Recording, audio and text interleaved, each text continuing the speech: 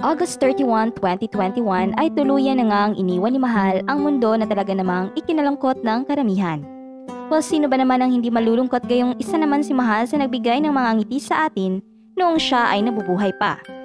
Sa katunayan ay sobra pa nga ito kung magmahal.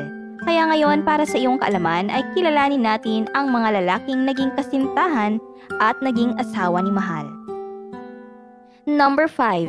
Jimboy Salazar. Well, naging controversial nga ang relasyon noon ni Jimboy at ni Mahal simula nung naghiwalay sila at di umano umamin rin si Jimboy na meron siyang pusong babae at tanging lalaki lang din ang nagugustuhan niya. Minsan na ngang kumalat ang video ni Mahal noon na kung saan gigil na gigil siya kay Jimboy. Agad nga itong nag-viral at maging sa ngayon ay nagsisirculate pa rin ang videong ito at yung iba pa nga ay ginagawa ng memes. Pero sa kasamaang palad ay nitong July 24, 2015 ay pumanaw rin si Jimboy Salazar sa edad na 42. Nag-click nga ang tambalang Jimboy at Mahal noon sa GMA noong 90s sa That's Entertainment na pinag-hosan ni Herman Moreno o mas kilala bilang Kuya Germs. Nung malaman nga ni Mahal ang pagpanaw ni Jimboy ay nag-post ito sa kanyang Facebook account ng katagang "Salamat sa pag-aalaga mo at sa pagpapadala mo ng mga pasalubong." Number 4. Aris Navarro.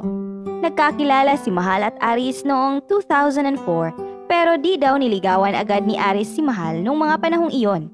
At noong taong 2012 ay dito na sila nagsimulang magka-chat o di kaya ay mag-video call at naging official couple noong May 15, 2013. Well, si Aris ay isang aspiring actor at isa ring director sa mga events at ang dati nitong asawa ay namaalam na. Meron na ding isang anak si Aris noon na naiwan ng kanyang asawa. Well, marami nga ang bumatikos sa relasyon nila noon dahil baka raw ginamit lang si Mahal para sumikat at makilala si Aris Navarro. Pero tinanggi naman ito ni Aris at diretsang sinagot na talagang mahal na mahal niya lang talaga si Mahal. Number 3. Joby Hebrio. Si Joby Hebrio ay isang butcher at isang merchandiser sa North Star Meat Merchant Incorporated. Matapos ang hindi nagtagal na pagsasama ni Jimboy at Aris ay hindi pa rin tumigil si Mahal ng magmahal at hanapin ang tunay na lalaki na nagmamahal sa kanya habang buhay. Nagkakilala nga si Joby at Mahal noong 39 years old pa lang si Mahal at napagdesisyonan nga nila na magpakasal ng simple sa Quezon City Hall. At pagkatapos ng kasal ay nag-post agad si Joby sa kanyang Facebook account kasama si Mahal na may cheesy caption na "Finally, Mahal is my official wife."